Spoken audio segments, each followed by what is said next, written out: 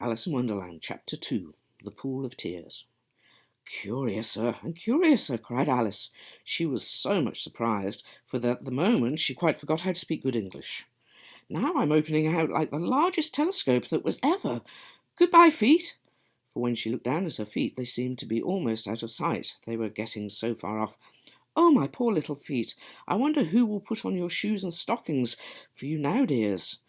I'm sure I shan't be able. I shall be a great deal too far off to trouble myself about you. You must manage the best way you can. But I must be kind to them, thought Alice, or perhaps they won't walk the way I want to go. Let me see. I'll give them a new pair of boots every Christmas. And she went on planning to herself how she would manage it. They must go by the carrier, she thought, and how funny it'll seem sending presents to one's own feet, and how odd the directions will look. Alice's right foot, Esquire, hearthrug, near the fender, with Alice's love. Oh dear, what nonsense I'm talking. Just at this moment her head struck against the roof of the hall. In fact, she was now rather more than 9 feet high, and she at once took up the little golden key and hurried off to the garden door. Poor Alice!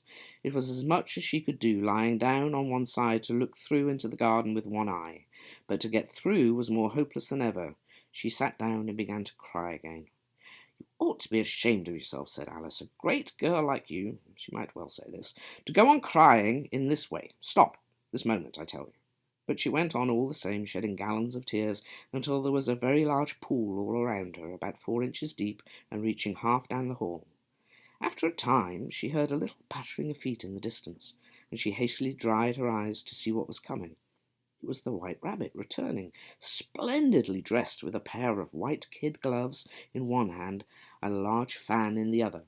He came trotting along in a great hurry, muttering to himself as he came, "Oh, the Duchess! Oh, the Duchess! Oh, won't she be savage if I've kept her waiting?"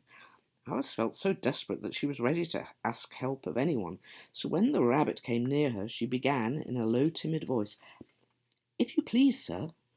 The rabbit started violently, dropped the white kid gloves and the fan, and scurried away into the darkness as hard as he could go. Alice took up the fan and gloves, and as the hall was very hot, she kept fanning herself all the time she went on talking. Dear, dear, how queer everything is today, and yesterday's things went on just as usual. I wonder if I've been changed in the night. Let me think. Was I the same when I got up this morning? I almost think I can remember feeling a little bit different. But if I'm not the same, the next question is, who in the world am I? That's the great puzzle. And she began thinking over all the children she knew that were of the same age as herself, to see if she could have been changed for any of them. Sure I'm not Ada, she said, for her hair goes in such long ringlets, and mine doesn't go in ringlets at all. And I'm sure I can't be Mabel, for I know all sorts of things, and oh, she knows such a very little. Besides, she's she and I'm I, and oh dear, how puzzling this all is. I'll try if I know all the other things I used to know. Let me see. 4 times 5 is 12, and 4 times 6 is 13, and 4 times 7 is... Oh dear, I shall never get 20 at that rate. However, the multiplication table don't signify. Let's try geography. London is the capital of Paris, and Paris is the capital of Rome, and Rome... No, that's all wrong, I'm certain. I must have been changed for Mabel. I'll try and say, how doth the little... And she crossed her hands on her lap as if she was saying lessons, and began to repeat it, but her voice sounded hoarse and strange, and the words did not come the same as they used to. How doth the little crocodile improve his shiny tail, and pour the waters of the Nile on every golden scale? How cheerfully he seems to grin, how neatly spreads his claws, and welcomes little fishies in with gently smiling jaws. I'm sure those are not the right words, said poor Alice, and her eyes filled with tears again as she went on. I must be Mabel after all, and I shall have to go and live in that poky little house and have next to no toys to play with, and oh, ever so many lessons to learn. No, I've made up my mind about it. If I'm Mabel, I'll stay down here. It'll be no use their putting their heads down here and saying, "Come on up again, dear." I shall only look up and say, "Who am I then?" Tell me that first, and then, if I like being that person, I'll come up. If not, I'll stay down here till I'm somebody else. But oh dear, cried Alice, with a sudden burst of tears. "I do wish they would put their heads down. I'm so very tired of being all alone here." As she said this, she looked down at her hands and was surprised to see that they had put one of the little rabbit's white kid gloves on while she was talking. "How can I have done that?" she thought. "I must be growing small again." She got up and went to the table to measure herself by it, and found that, as nearly as she could guess, she was now about 2 feet high, and was going on shrinking rapidly. She soon found out that the cause of this was the fan she was holding, and dropped it hastily, just in time to save herself from shrinking away altogether. "That was a narrow escape," said Alice, a good deal frightened at the sudden change, but very glad to find herself still in existence. "And now for the garden," and she ran with all speed back to the little door, but alas, the little door was shut again, and the little golden key was lying on the glass table as before. "And things are worse than ever," thought the poor child, "for I never was so small as this before, never. And I declare it's too bad that it is." As she said these words, her foot slipped, and in another moment, splash! She was up to her chin in salt water. Her first idea was that she had somehow fallen into the sea, and in that case I can go back by railway, she said to herself. Alice had been to the seaside once in her life, and had come to the general conclusion that whenever you go to be on the English coast you find a number of bathing machines in the sea, some children digging in the sand with wooden spades, and then a row of lodging houses, and behind them a railway station. However, she soon made out that she was in the pool of tears which she had wept when she was 9 feet high. "I wish I hadn't cried so much," said Alice, as she swam about trying to find her way out.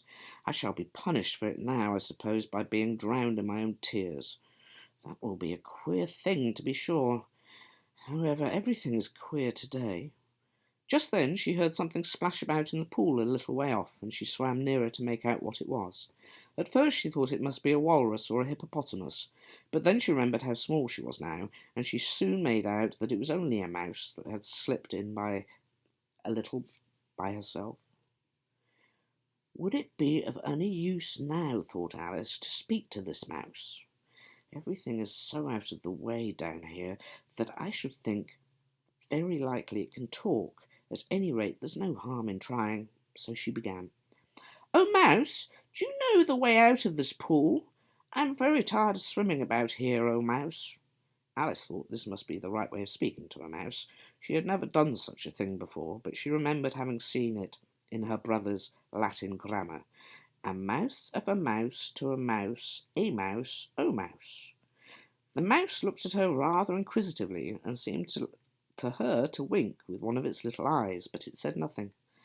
"Perhaps it doesn't understand English," thought Alice. "I dare say it's a French mouse, come over with William the Conqueror."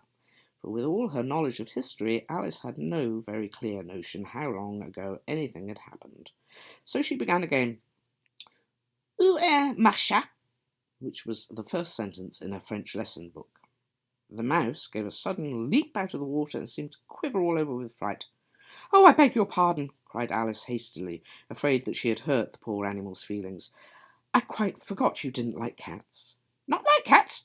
cried the mouse in a shrill, passionate voice. "Would you like cats if you were me?" "Oh, well, perhaps not," said Alice in a soothing tone.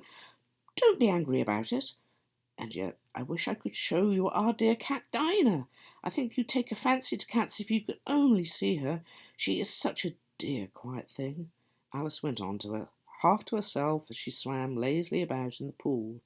"And she sits purring so nicely by the fire, licking her paws and washing her face. And she is such a nice, soft thing to nurse. And she's such a capital one for catching mice." "Oh, I beg your pardon," cried Alice again, for this time the mouse was bristling all over, and she felt certain it must be really offended. "We won't talk about her any more if you'd rather not." "We, indeed!" cried the mouse, who was trembling down to the end of his tail. "As if I would talk on such a subject! Our family has always hated cats. Nasty, low, vulgar things. Don't let me hear that name again." "I won't indeed," said Alice in a great hurry to change the subject of conversation. Are you fond of dogs?" The mouse did not answer, so Alice went on eagerly.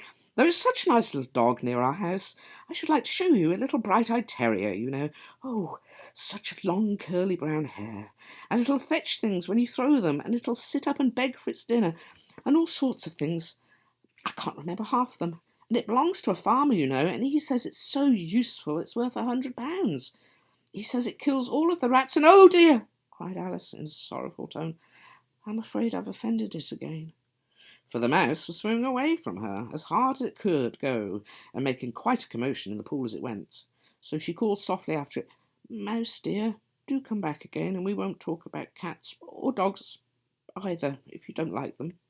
When the mouse heard this, it turned around and swam slowly back to her. Its face was quite pale with passion, Alice thought, and it said in a low, trembling voice, let us get to the shore, and then I'll tell you my history, and you'll understand why it is I hate cats and dogs. It was high time to go, for the pool was getting quite crowded with the birds and animals that had fallen into it. There was a duck and a dodo, a lory, an eaglet, and several other curious creatures. Alice led the way, and the whole party swam to the shore.